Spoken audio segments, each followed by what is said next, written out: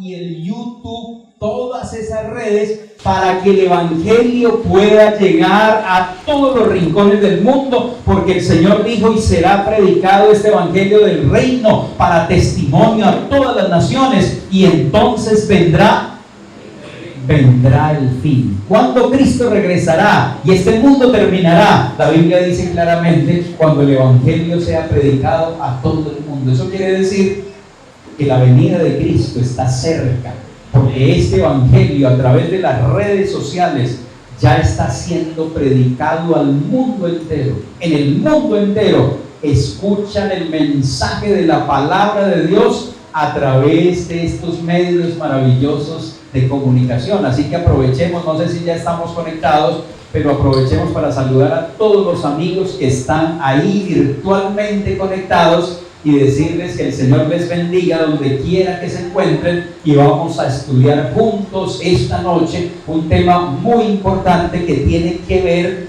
con el gran conflicto entre el bien y el mal. Les he dicho que hay un gran conflicto entre el bien y el mal que es real. Hay una batalla cósmica entre las fuerzas del bien. ¿Quiénes son los integrantes de las fuerzas del bien?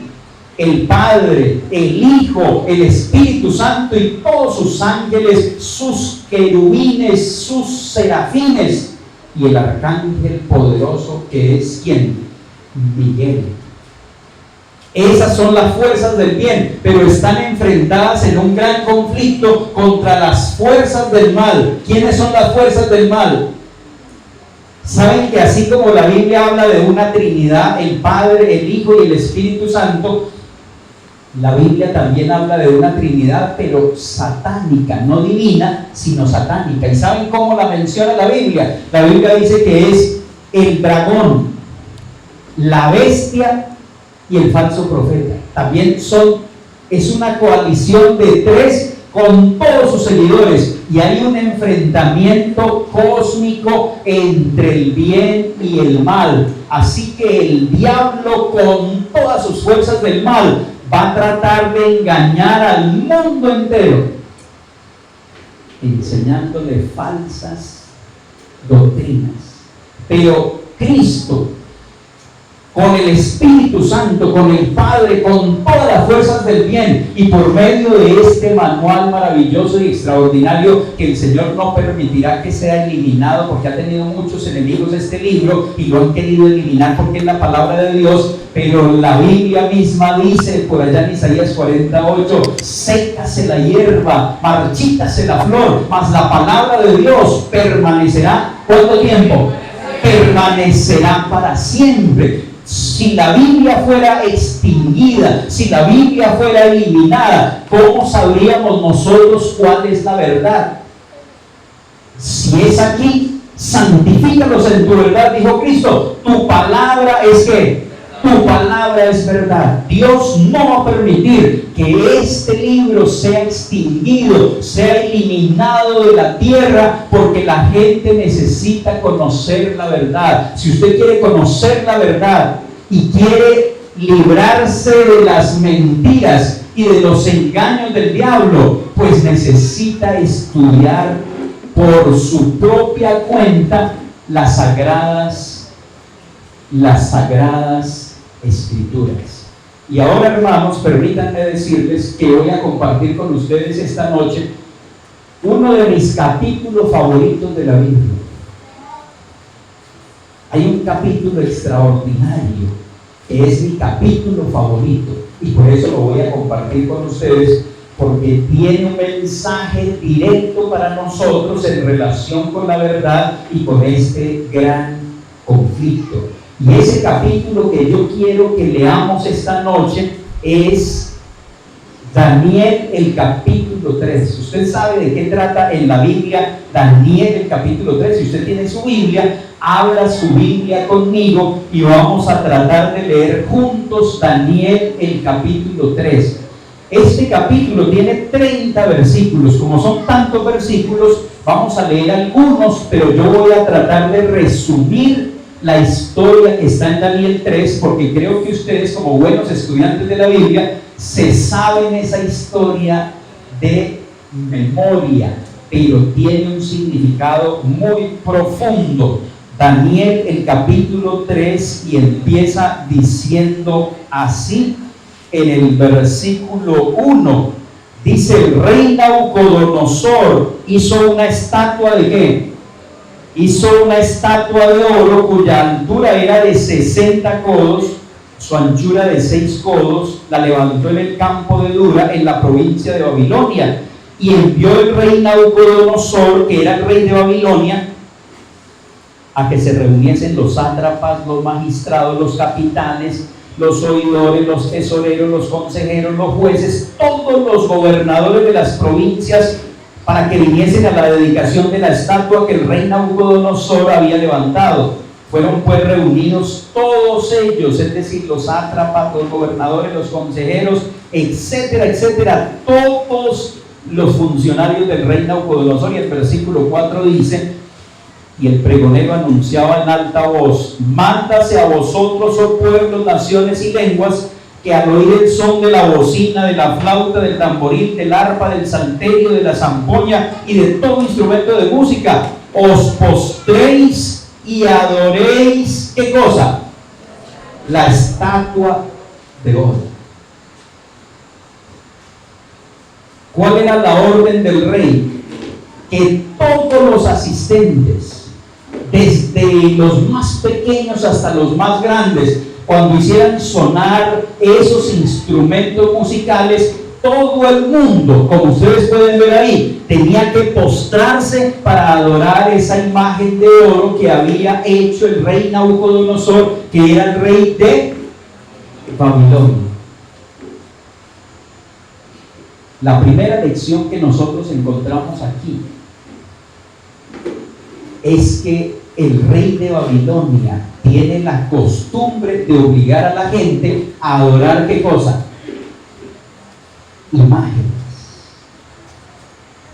¿De dónde viene la costumbre de adorar imágenes?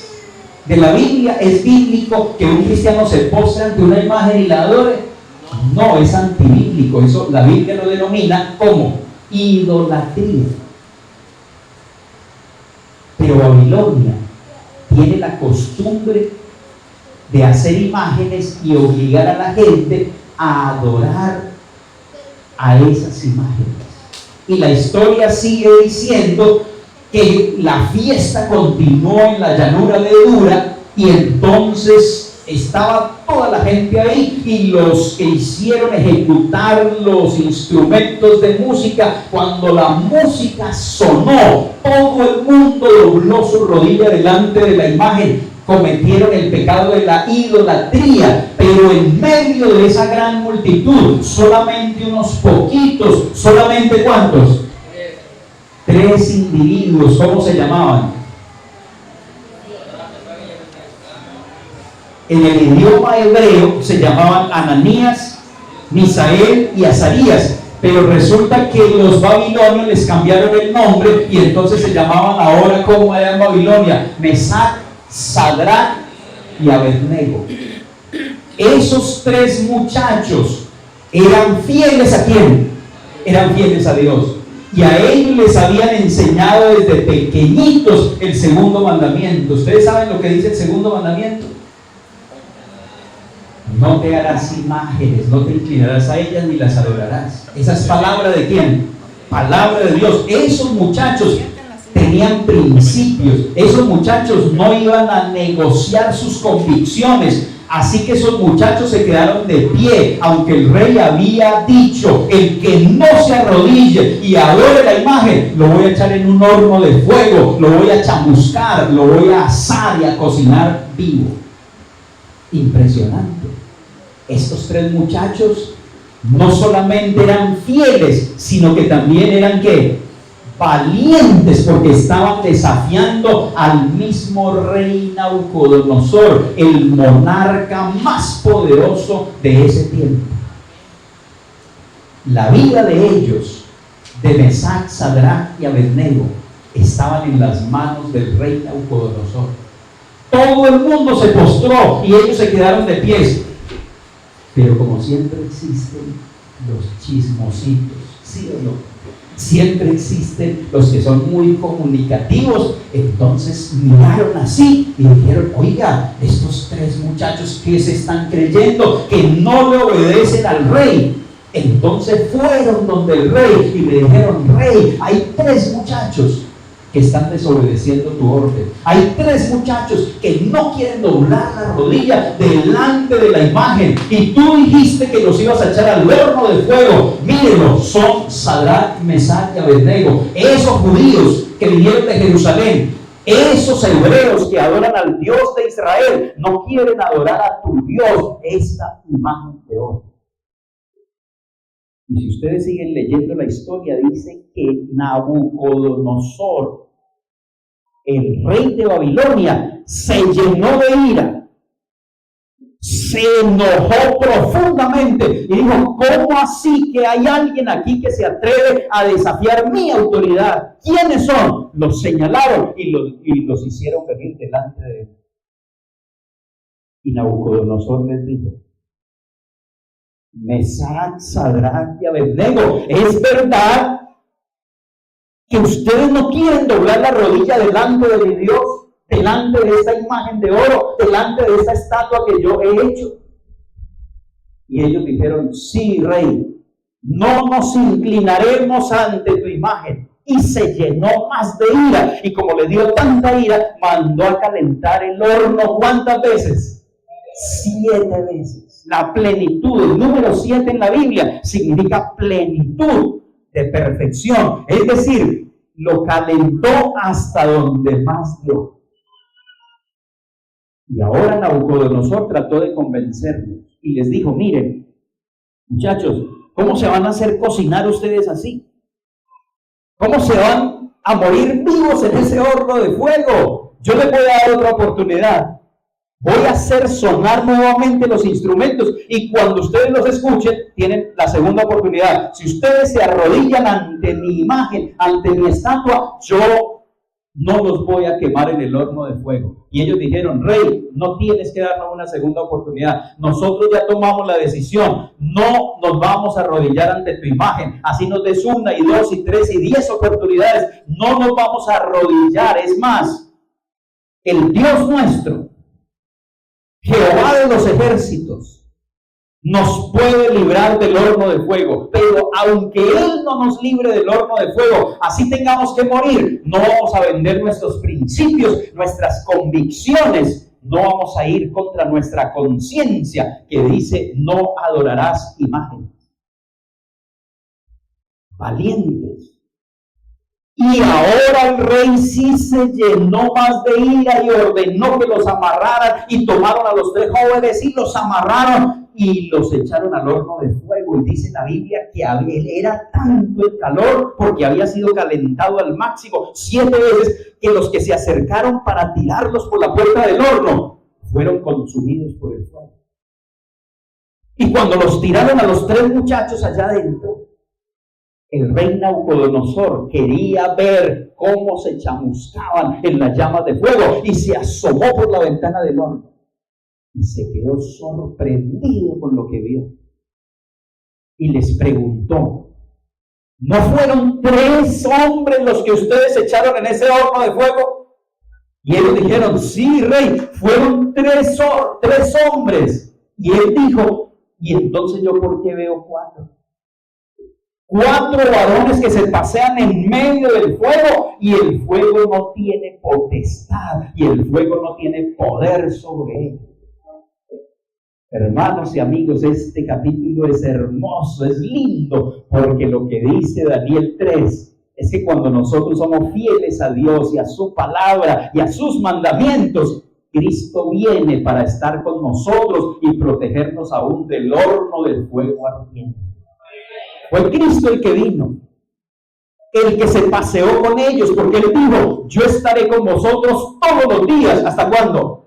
hasta el fin del mundo. Cuando tú y yo pasamos por el horno de la prueba, cuando tú y yo pasamos por el horno de fuego, no estamos solos, porque el Señor dijo: no temas, porque yo estoy contigo. No desmayes, porque yo soy tu Dios que te esfuerzo. Siempre te ayudaré y siempre te sustentaré con la diestra de mi justicia.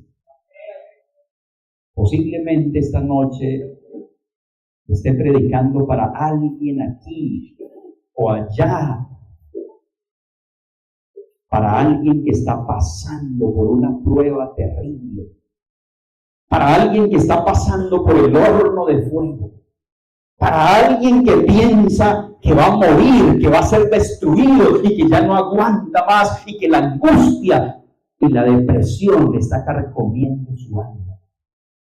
Pero quiero decirte, apreciado amigo y amiga, que si esa es tu situación, el Señor nunca nos prometió que no pasaríamos por el horno de fuego. Pero el Señor sí nos prometió que en medio del horno de fuego Él estaría con nosotros. Y si Dios con nosotros, ¿quién contra nosotros? Dios está contigo, no importa cuál prueba estés pasando. Dios está a tu lado. Aférrate de su mano poderosa. Y así como sacó del horno de fuego a estos 3 muchachos valientes y fieles, Dios te sacará a ti, te dará una salida y solucionará ese problema que estás enfrentando. Amigos y amigas, Babilonia tenía la costumbre de erigir imágenes para que fueran adoradas, aunque nosotros sabemos que esa es una práctica antibíblica. Y anoche dijimos, y hoy lo hemos rectificado, que hay un gran conflicto entre el bien y el mal, entre la verdad y el error. Babilonia en la Biblia significa confusión. Es un sistema religioso que ha cambiado las doctrinas bíblicas por doctrinas falsas. Y por eso nosotros, una vez más les digo, necesitamos estudiar la Biblia para no dejarnos engañar, no dejarnos confundir de Babilonia. ¿Cómo dice la Biblia que Babilonia confunde al mundo? En el Antiguo Testamento se habla de la Babilonia literal, de la cual fue rey Nabucodonosor. Pero en el Nuevo Testamento se habla de una Babilonia espiritual, es decir, un sistema religioso también, porque ese era un sistema religioso porque exigía adoración, pero en el Nuevo Testamento, según el libro de Apocalipsis, hay una Babilonia espiritual que practica lo mismo que la Babilonia literal del Antiguo Testamento. Miren ustedes cómo la Biblia menciona a Babilonia en el libro de Apocalipsis. Miren que estamos dando un salto de Daniel 3 a Apocalipsis, el capítulo 14. Y dice Apocalipsis, el capítulo 14 y el versículo 8, otro ángel le siguió diciendo, ¿ha caído quién? La Biblia habla de la caída de Babilonia, tanto en el Antiguo como en el Nuevo Testamento. Si usted avanza 2 capítulos nada más de Daniel, en el capítulo 5 se habla de la caída de Babilonia una noche cuando ellos estaban en plena borrachera. El rey Belsasar tomó los vasos del templo, no respetó los utensilios sagrados e hizo una tremenda orgía, y en medio de la borrachera, mientras ellos bebían vino, era el año 539 a.C., y Ciro y Darío, los reyes de los medos y los persas, desviaron las aguas del río Éufrates, que rodeaba Babilonia y pasaba por dentro de Babilonia. El lecho del río quedó seco y ellos entraron esa noche del año 539, los reyes de los medos y los persas, y ese fue el fin de Babilonia, la caída literal de Babilonia. Pero ahora Apocalipsis va a hablar de la caída espiritual de Babilonia. ¿Por qué cayó Babilonia literal en el año 539? Porque se emborracharon. Y en medio de la borrachera vinieron los enemigos y los acabaron. Pues miren que hay ciertas similitudes entre la Babilonia del Antiguo Testamento y la Babilonia del Nuevo Testamento, porque Dios mismo a través de su palabra nos advierte: ha caído Babilonia, la gran ciudad, porque ha hecho beber. ¿Por qué ha caído Babilonia? Porque ha hecho beber, ¿qué cosa? Vino. ¿Ha hecho beber qué? Vino del furor de su fornicación. Fornicación es un acto ilícito, no es algo lícito permitido por Dios. La fornicación es una actividad ilícita, es decir, lo que Babilonia promueve son actividades ilícitas que están en contra de la palabra de Dios. Babilonia espiritual es un sistema religioso moderno que promueve falsas doctrinas en el mundo. Y a esas falsas doctrinas, que es como un cóctel, donde el cóctel se le mezclan muchas cosas para que sea como una bomba poderosa. Por eso dice la Biblia que Babilonia ha caído, porque ha hecho beber ¿a cuántas naciones? A todas las naciones. Sí, Babilonia ha hecho beber a todas las naciones de su vino falsificado, de su vino del furor de su fornicación, es porque es un sistema mundial, no un sistema nacional, es una iglesia mundial, porque ha hecho beber a todas las naciones del vino del furor de su fornicación. ¿Qué más dice la Biblia en relación con Babilonia? Miren lo que dice Apocalipsis 18, del 1 al 3. Después de esto, vi a otro ángel descender del cielo con gran poder, y la tierra fue alumbrada con su gloria. Y ese ángel clamó con voz potente diciendo, otra vez se repite el mensaje. Cuando la Biblia repite un mensaje varias veces es porque es muy importante. Dios no quiere que lo pasemos por alto. Y ese otro ángel clamó con voz potente diciendo, ha caído la gran Babilonia y se ha hecho habitación ¿de qué? De demonios. Es un sistema religioso disfrazado de cristiano, pero realmente quienes están dentro y dirigen ese sistema son quienes son los demonios. Esto es un asunto, hermanos y amigos, muy peligroso. Un sistema religioso que se disfraza de cristiano, pero que realmente es guarida de demonios y de todo espíritu inmundo y albergue de toda ave inmunda y aborrecible. Y escuchen cómo termina Apocalipsis 18, porque todas las naciones han bebido del vino del furor de su fornicación. ¿En qué consiste el vino de Babilonia? En un cóctel de falsas doctrinas. Un cóctel de falsas doctrinas. Por eso en esta noche necesitamos entender a la luz de la Biblia quién es Babilonia, en qué consiste su caída, número 2. Y número 3, ¿qué es el vino de Babilonia?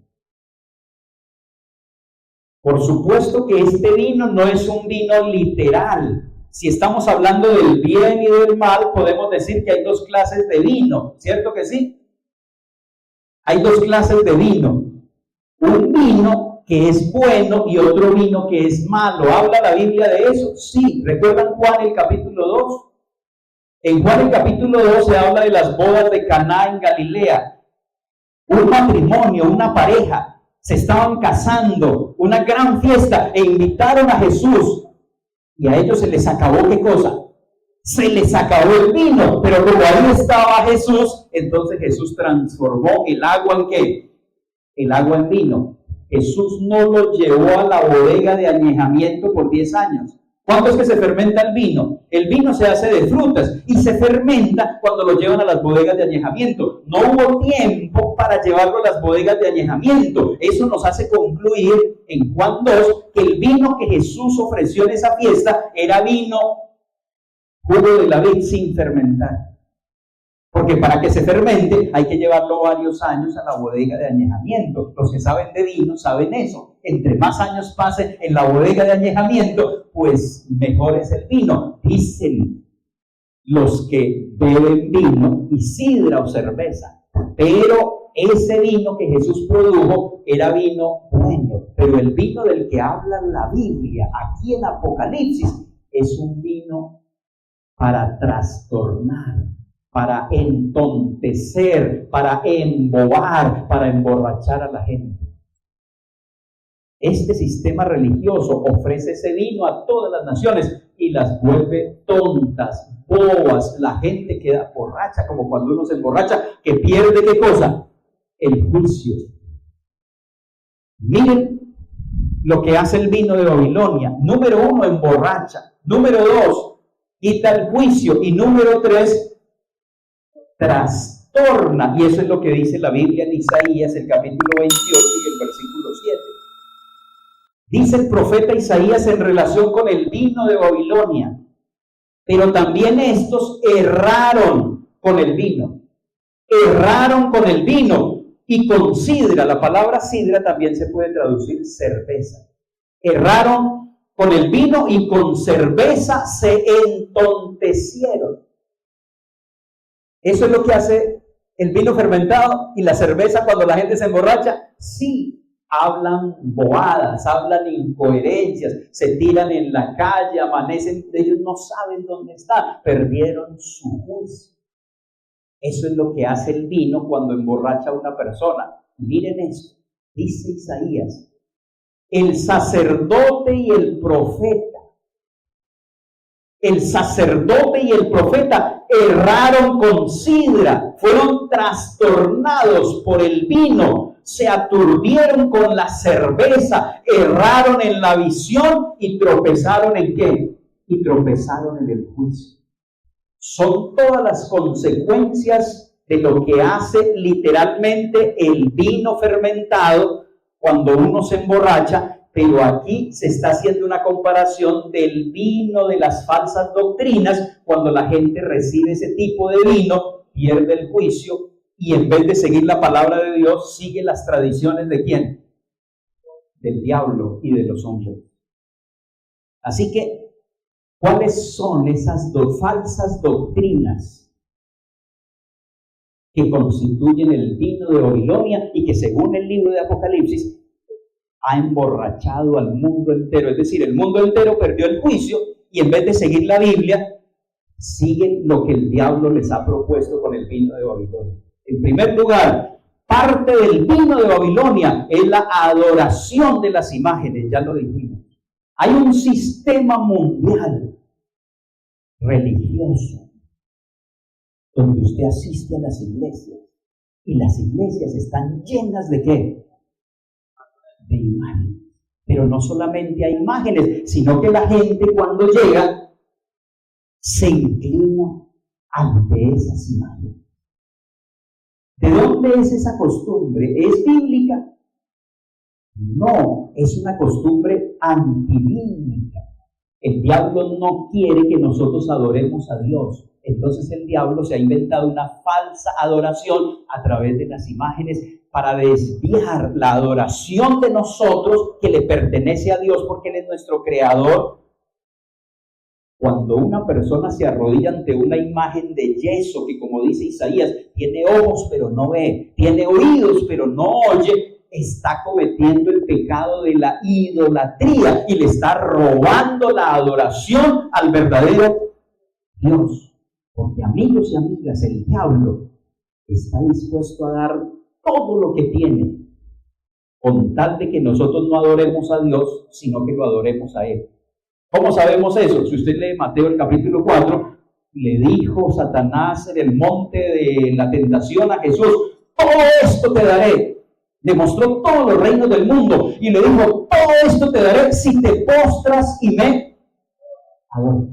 ¿Está dispuesto el diablo a dar todo lo que tiene con tal de que nosotros lo adoremos? Sí.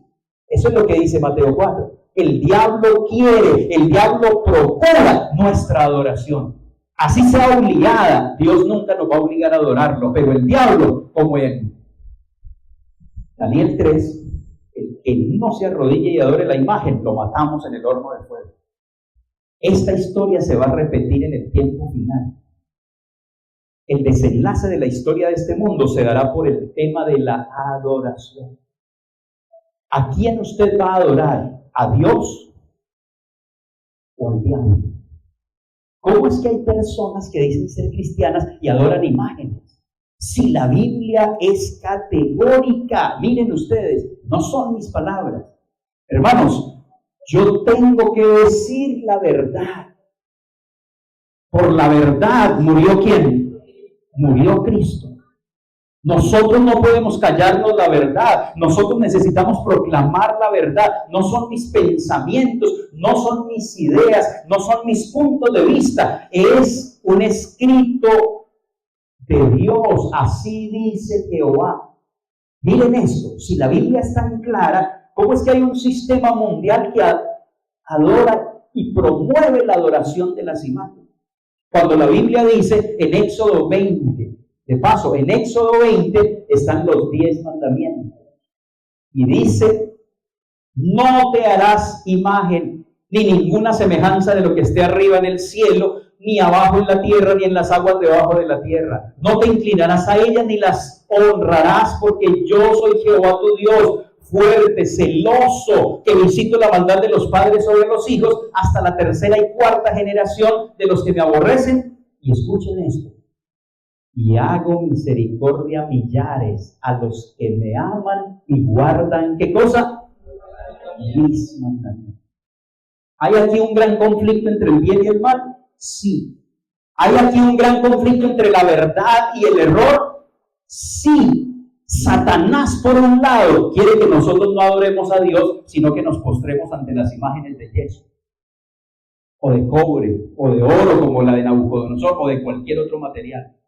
Por el otro lado, Dios nos llama en su palabra y nos dice: no adores imágenes, yo soy tu creador. ¿Adora a quién? Adora a Dios.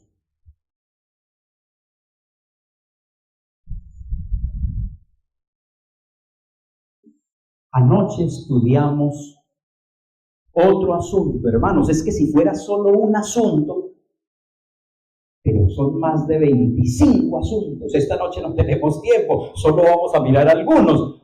Asuntos que conforman el vino de ¿quién? De Babilonia. Es decir, estas falsas doctrinas que son el vino de Babilonia son las que se le han dado a beber al mundo entero, y el mundo entero está como borracho con esas doctrinas porque no puede percibir lo que dice la palabra de ¿quién? La palabra de Dios.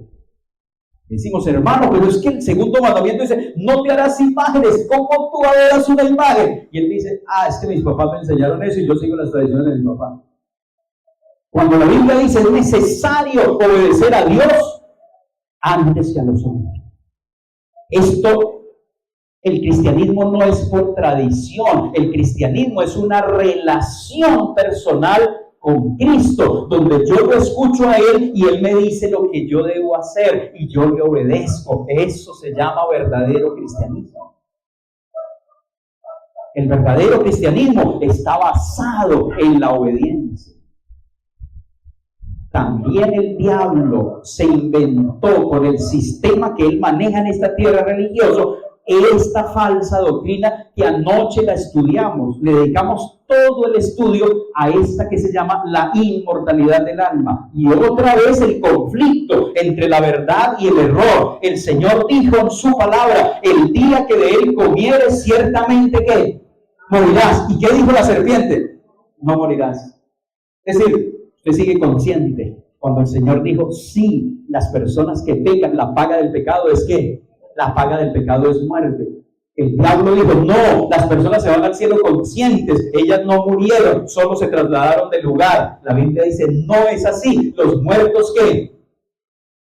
Nada saben. Miren, no son mis palabras, es la palabra del Señor. Eclesiastés 9:5, porque los vivos saben que han de morir, pero los muertos nada saben. No saben nada ni esperan nada, porque su memoria cae ¿en qué?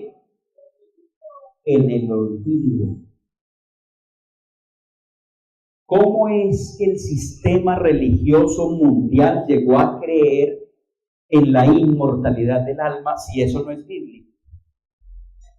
Pues hermanos y amigos, estos dos padres de la iglesia, Agustín de Hipona y Tomás de Aquino, bebieron, si ustedes leen las escrituras de ellos bebieron de estos dos filósofos, Platón y Aristóteles respectivamente. De ahí ellos aprendieron, no de la Biblia, aprendieron de estos filósofos griegos la doctrina de la inmortalidad del alma. Por ejemplo, Platón escribió una obra grande, usted puede leer algo en internet, y se llama Fedón. Y esa obra de Fedón, el centro de esa obra es la inmortalidad del alma. Es decir, si estos hombres fueran cristianos, Agustín de Hipona y Tomás de Aquino, pues hubiesen sacado sus doctrinas, ¿de dónde? Del libro del cristianismo que se llama la Biblia. Pero ellos sacaron sus doctrinas de la inmortalidad del alma de los filósofos griegos que creían que el alma era inmortal y se apartaron así de la palabra de Dios. ¿Qué más es parte del vino de Babilonia? El fuego eterno del infierno. ¿Han escuchado eso? ¿La Biblia habla del infierno? Claro que sí. Pero la Biblia no enseña lo que enseña Babilonia. Es decir, las iglesias que se apartaron de la Biblia enseñan que las personas que se pierden, los que rechazaron a Cristo, serán arrojados al infierno, y en el infierno van a arder por los siglos de los siglos. Es decir, nunca dejarán de sufrir. Por toda la eternidad se estarán revolcando en el lago de fuego y azufre. ¿Creemos nosotros eso a la luz de la Biblia? Dice la Biblia eso, es decir, que las personas que rechazaron a Cristo por los siglos de los siglos estarán conscientes porque les estará doliendo la llama que los está quemando. No, esa es una invención del diablo. No estoy hablando, el infierno existe. Es el lago de fuego donde el Señor destruirá finalmente a los que lo rechazaron. Pero Dios no los meterá en esa situación eternamente. La Biblia habla de aniquilacionismo, es decir, serán aniquilados. ¿Dónde dice eso la Biblia? Veamos un texto allá en Malaquías, el capítulo 4, el versículo 1 y 3. Dice así: porque aquí viene el día ardiente como un ¿qué? Ardiente como un horno, y todos los soberbios y todos los que hacen maldad serán ¿qué? Estopa. Aquel día que vendrá los abrazará, ha dicho Jehová de los ejércitos, y no les dejará ni raíz, ni qué. Permanecerán a la luz de la Biblia, permanecerán los malos, los impíos, revolcándose en las llamas de fuego por los siglos de los siglos. Si eso fuera así, ¿cómo interpretaríamos este texto que dice, no les quedará ni raíz, ni qué? Rama. Esto significa aniquilacionismo, erradicación absoluta y total de raíz. La Biblia no enseña que las personas que se van a perder pasarán la eternidad quemándose en un lago de fuego. Sí se quemarán, pero tendrán un final rápido. Miren, aquí yo les puedo presentar a ustedes evidencias, no tengo tiempo, pero todas estas son evidencias bíblicas de que los impíos que rechazan a Cristo serán aniquilados, serán erradicados. Por ejemplo, Abdías 15:17 dice, serán como si no hubieran sido. El Salmo 68:2, perecerán los impíos. El Salmo 37:28, mas la descendencia de los impíos será destruida. Salmo 37:28, la posteridad de los impíos será extinguida. Y así están todos estos textos bíblicos que hablan del aniquilacionismo y de la erradicación final del pecado. ¿Por qué creemos nosotros eso a la luz de la Biblia? Porque si creyéramos lo contrario, que cree Babilonia y enseña Babilonia,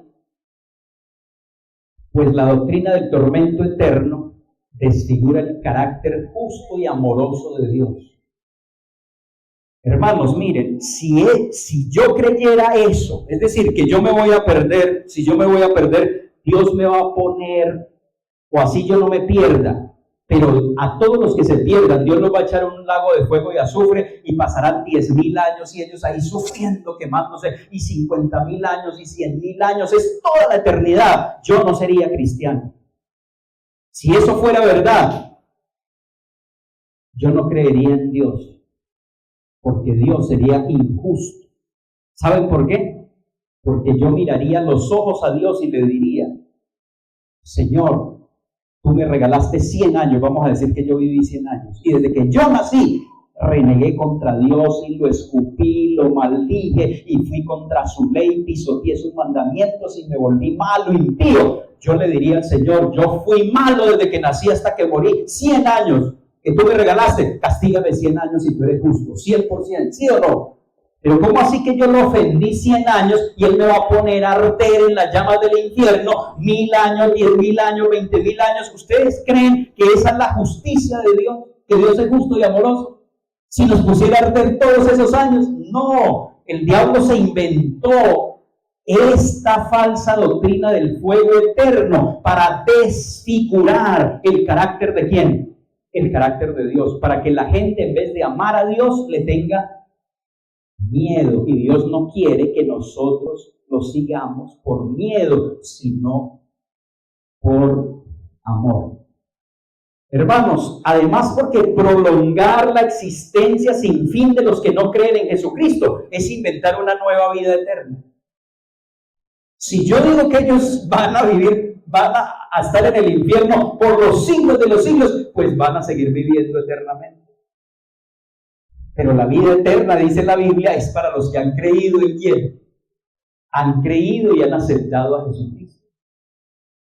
Un tormento entendido como sufrimiento por la eternidad perpetuaría e inmortalizaría el pecado, el sufrimiento y la desdicha, cuando la Biblia dice que todo eso pasará y ya no será más. Así que, mis amigos y hermanos, la creencia de un infierno con pecadores quemándose eternamente solo confirma la mentira de que el pecado no será definitivamente extirpado. Es decir, que en algún lugar del universo estarán los pecadores quemándose. Quiere decir que Dios no fue capaz de extirpar, de erradicar definitivamente el pecado y los pecadores, porque en algún rincón del universo está el infierno con los pecadores quemándose. Cuando la Biblia dice que Dios hará nuevas todas las cosas y erradicará el pecado y los pecadores, no quedará ni raíz ni rama. Eso es parte del vino de Babilonia.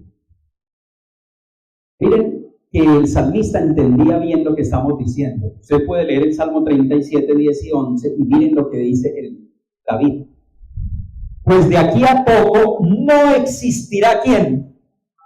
El malo. La doctrina del fuego eterno nos dice que el malo existirá por los siglos de los siglos.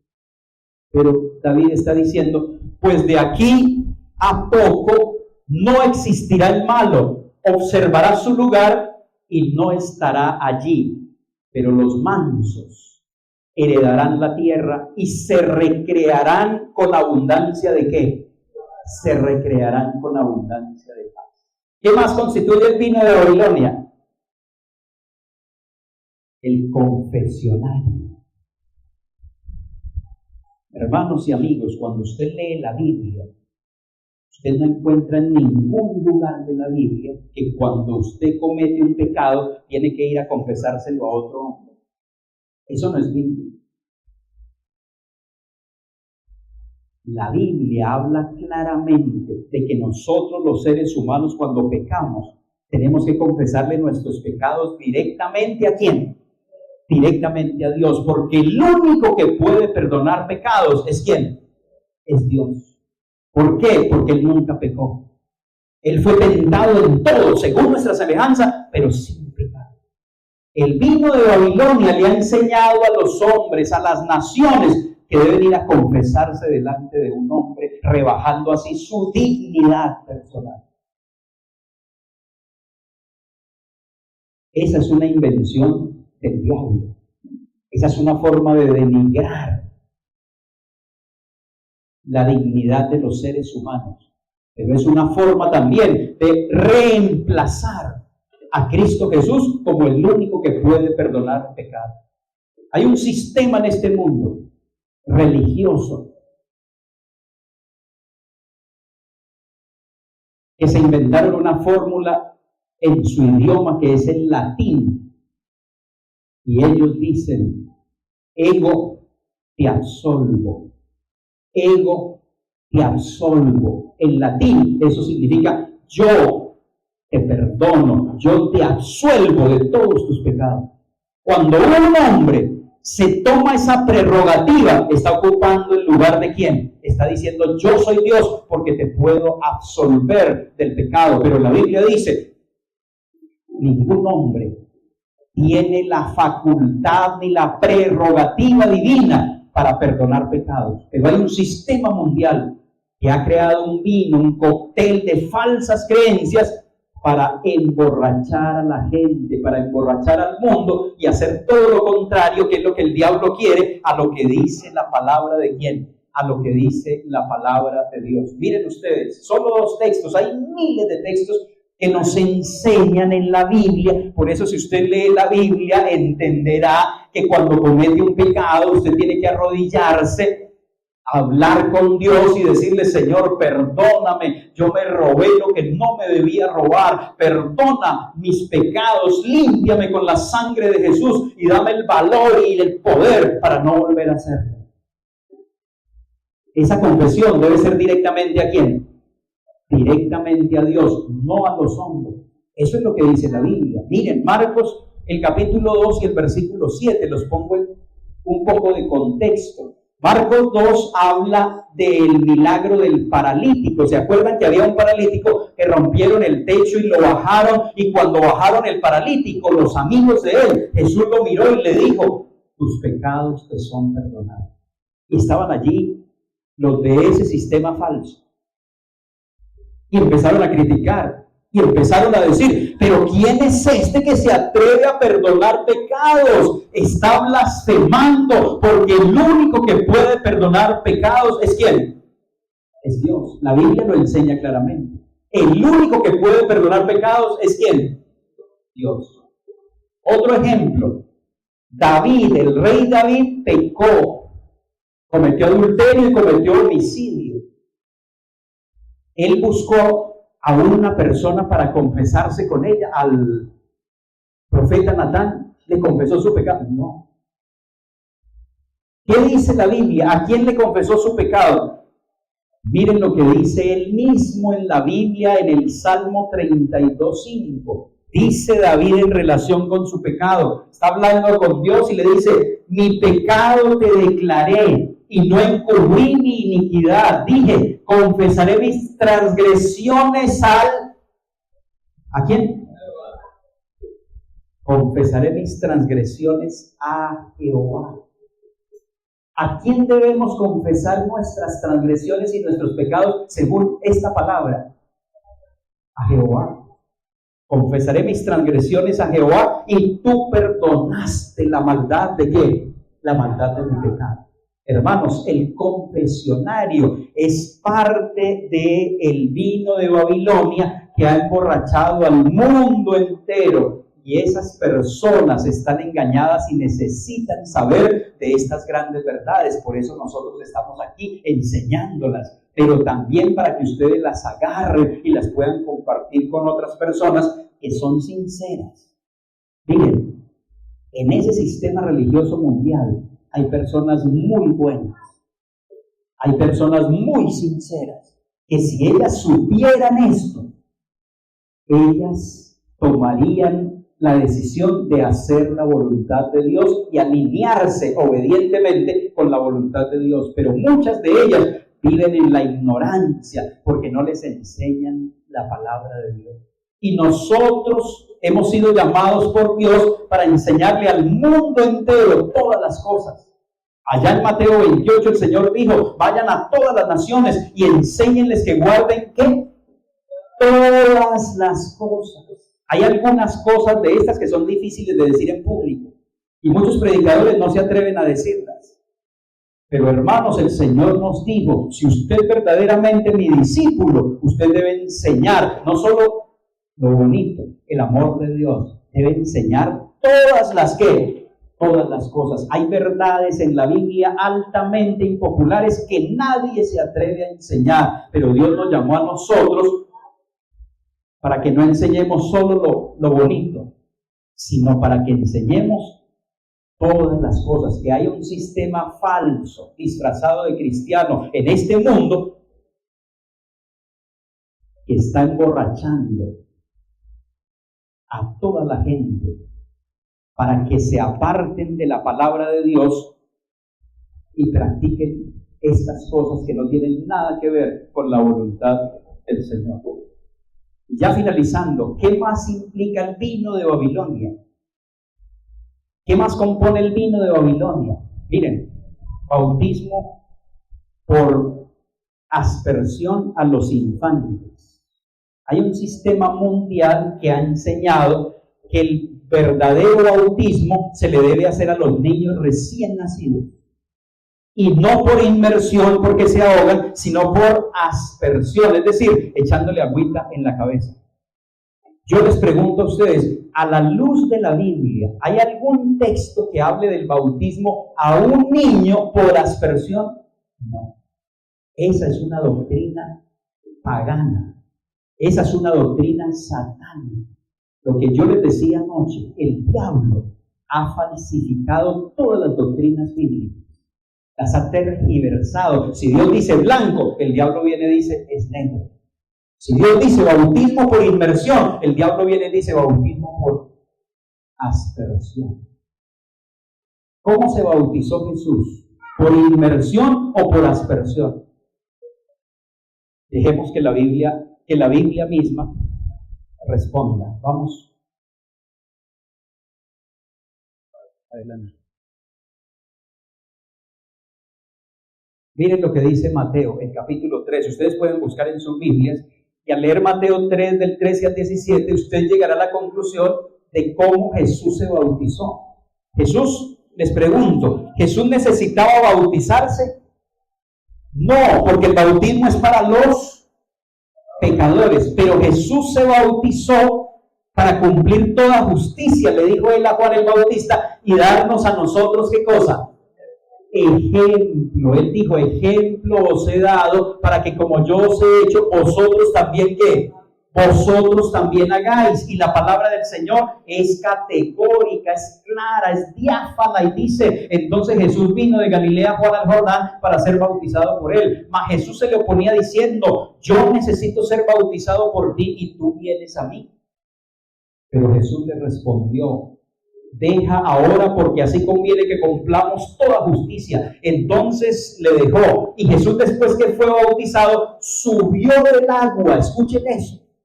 Después de que Jesús fue bautizado, ¿qué dice? Subió. Para usted subir, tiene que estar ¿dónde? Si le hubieran echado agüita en la cabeza, ¿eso tendría sentido? Si lo hubieran bautizado por aspersión, Juan el Bautista en el Jordán a Jesús, ¿eso tendría sentido? No, lo que el texto está diciendo es que Jesús fue sumergido para poder, ¿qué? Cuando lo levantaron, para poder subir, y por eso dice ahí, subió luego del agua, y aquí los cielos le fueron abiertos, y vio al Espíritu de Dios que descendía como paloma, y venía sobre él, y hubo una voz desde los cielos que decía: este es mi Hijo amado en el cual tengo ¿qué? Complacencia o contentamiento, es decir, me gozo. El Padre desde el cielo dijo: me gusta el bautismo de mi Hijo, me gozo en él, tengo alegría, tengo contentamiento. Dios se alegra cuando una persona se bautiza, como manda la Biblia, por inmersión en el nombre del Padre y del Hijo y del Espíritu Santo. Dios se alegra. Hermanos y amigos, Jesús se bautizó no por aspersión, sino por inmersión. Ahora, ¿cuántos años tenía? ¿Cuántos años tenía Jesús cuando se bautizó? Aproximadamente 30 años. ¿Dice eso la Biblia? Sí, en Lucas 3:23. Lucas 3:23 dice: Jesús era como de 30 años cuando inició su ministerio. ¿Cuándo inició Jesús su ministerio? Cuando se bautizó. Se bautizó e inició su ministerio. Tenía como 30 años, dice Lucas 3:23. José y María, la Virgen María, bautizaron a Jesús cuando recién nació. La Biblia dice que lo que hicieron José y María fue llevar al bebé y lo presentaron y lo dedicaron en el templo, pero no lo bautizaron, porque el bautismo, amigos y amigas, no es algo que mi papá y mi mamá me hacen a mí. El bautismo es una decisión inteligente y consciente que yo debo tomar en relación con aceptar o rechazar a Cristo Jesús. El bautismo no es algo que nuestros padres nos hacen a nosotros, que no tenemos todavía uso de razón, porque para bautizarse, dice la Biblia, hay por lo menos dos condiciones. Número uno, usted tiene que arrepentirse. Y número dos, usted tiene que creer. Un niño recién nacido, ¿se puede arrepentir? ¿Ha visto usted un niño de 8 días de nacido diciendo: yo sí soy un miserable pecador, me tengo que arrepentir? ¿Sí? ¿Ha visto usted un bebé de 8 días de nacido diciendo, él tiene uso de razón para decir: me tengo que arrepentir? No. O un bebé de 1 mes diciendo: tengo que creer en Jesucristo, porque si no me voy a ir al infierno. No, no tiene uso de razón. Miren lo que dice la palabra de Dios. Aquí están las dos condiciones para ser bautizados. Pedro les dijo: arrepentíos.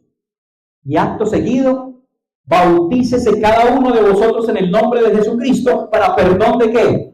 De los pecados, y recibiréis el don del Espíritu Santo. Le preguntaron a Pedro: ¿qué vamos a hacer para salvarnos? Pedro les dijo: arrepiéntanse y bautícense. Condición número 1, arrepentirse. ¿Un niño recién nacido se puede arrepentir? No, por eso el bautismo no es para los recién nacidos, es para personas que ya tienen uso ¿de qué? Uso de razón. Condición número 2, Marcos 16:16. El que creyere y fuere bautizado será salvo, mas el que no creyere será condenado. Así que, mis amigos, un recién nacido no puede arrepentirse ni puede creer. Por eso el bautismo de los infantes, de los recién nacidos, por aspersión, es parte de las falsas doctrinas del vino de Babilonia. Pero Dios nos ha llamado a nosotros para levantar la verdad y decirle a los pecadores: si quieren acceder a la salvación, tienen que bautizarse, tienen que arrepentirse, tienen que aceptar a Jesucristo como Salvador personal. Miren ustedes cuántas falsas doctrinas en relación con el vino de Babilonia. Y por eso Dios en su palabra hace un llamado tremendo y poderoso. Miren lo que dice Apocalipsis 18:4. Oí otra voz del cielo que decía: salid de ella. ¿Quién es ella? Babilonia. Salid de ella, pueblo mío. ¿Dónde está el pueblo de Dios? Gran parte del pueblo de Dios está ¿dónde? Está en Babilonia, pero el Señor nos está diciendo a nosotros: llámenlos a salir de allá, háganles un llamado, muéstrenle que están equivocados. Díganles que lean la Biblia para que descubran la verdad, que no pueden seguir adorando imágenes porque Dios condena eso, que no pueden seguir bautizando a sus hijos recién nacidos por aspersión, porque eso no es bíblico, que no pueden seguir creyendo en la inmortalidad del alma, que no pueden seguir creyendo en la doctrina del fuego eterno. Hermanos, son tantas cosas. Hoy hemos tocado solo unas poquitas, pero cuando usted lee la Biblia se da cuenta de cómo el diablo ha falsificado todo lo que dice la palabra del Señor. Pero lo más triste es que algunos que se dicen cristianos creen esas falacias, creen esas mentiras y no creen en lo que dice la palabra de ¿quién? La palabra de Dios. Por eso el Señor en su misericordia dice: allá hay muchas personas que van a salir. Cuando conozcan estas verdades, saldrán de ese sistema de engaño y vendrán arrepentidos a los pies de Cristo Jesús. Hermanos y amigos, Dios nos ama a todos. Y yo creo que en todas las religiones hay personas sinceras. Yo creo que en todas las iglesias, sean pentecostales, sean testigos de Jehová, sean mormones, sean bautistas, sean católicos, sean musulmanes, en todas las iglesias y religiones hay personas buenas y sinceras. Y algunas viven enredadas en el vino de Babilonia porque no les han enseñado otra cosa. Pero Dios esta noche nos dice: yo te necesito a ti, ya que tú conoces estas verdades bíblicas y tú estudias la Biblia. Yo te necesito a ti para que cuentes estas verdades con valentía a otros amigos y amigas que no conocen, y cuando ellas conozcan estas verdades saldrán de Babilonia y se unirán al pueblo de Dios para ir al reino de los cielos. Hay alguien aquí esta noche que quisiera decirle al Señor: Señor, yo quiero ser tu colaborador y yo quiero compartir estas verdades bíblicas con otras personas. Hay alguien aquí que, colocándose de pies, quisiera decirle eso al Señor. Vamos a decírselo en oración en esta hora. Dios necesita misioneros, Dios necesita hombres y mujeres que estén dispuestos a compartir estas buenas nuevas de salvación. Vamos a colocarnos de pies y vamos a pedir la bendición de Dios en esta noche. Nuestro Padre Celestial, gracias por tu palabra. Gracias, Señor, porque aunque estamos inmersos en este gran conflicto entre el bien y el mal, tú tienes misericordia de nosotros y nos has dejado la Biblia como la guía poderosa e infalible que nos puede ayudar a transitar por la senda que nos conduce al reino de los cielos. Señor, ayúdanos para sentir hambre y sed de tu palabra. Ayúdanos para escudriñarla, para descubrir estas grandes verdades de salvación, pero no guardárnoslas para nosotros, sino sentir la necesidad también de compartirlas con aquellas personas que están en las tinieblas del pecado y necesitan ver la belleza de Cristo para que puedan hacer decisiones de vida eterna. Señor, nos hemos colocado de pies para decirte: queremos ser tus colaboradores. Úsanos para predicar este evangelio al mundo entero, y cuando terminemos esta misión, verte venir en las nubes de los cielos. Gracias por concedernos tu bendición al salir de este lugar. Permítenos regresar mañana para seguir creciendo en el conocimiento y en la gracia de nuestro Señor Jesucristo, en cuyo nombre lo pedimos todo. Amén y amén. Que el Señor les bendiga.